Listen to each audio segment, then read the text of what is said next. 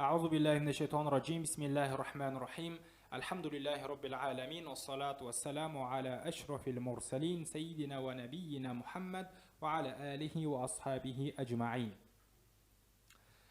Біздің каналымызға келіп түскен кейбір сұрақтарға жауап.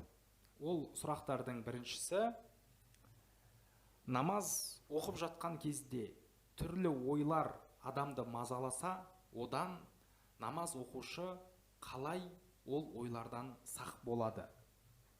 Яғни адам баласының ойы жалпы шексіз екені баршаға мәлім.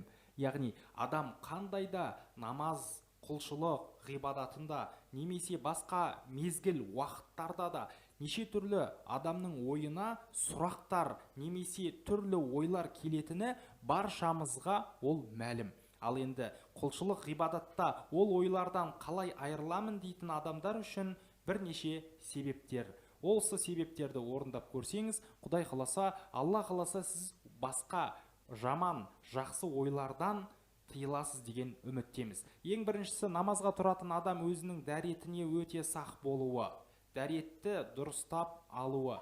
Екінші нәрсе, өзінің намаз оқитын орнының таза болуы. Үшінші нәрсе, сіз намаз оқып жатқан кезде түрлі басқа шығып жататын дауыстар, дыбыстар сізді мазаламауы. Яғни сіз намаз оқып жатқан кезде кішігірім бұндай ойлар мазаласа, оқшаулануыңыз.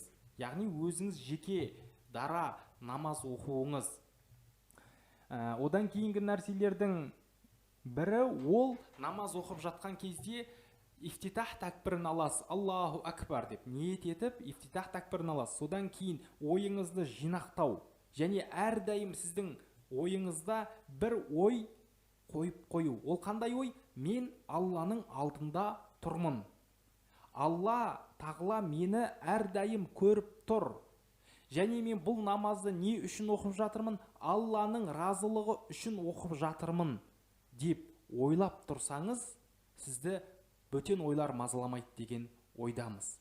Екінші, тағы да бір қызық нәрсе, ол өзіңіздің оқып жатқан сүреңіздің мән мағынасына ой жүгірту. Яғни сіз намазды Аллаху акбар деп айтып, субханакас дұғасын айтып, аузу бисмилланы айтып, Фатиха сүресін бастайсыз.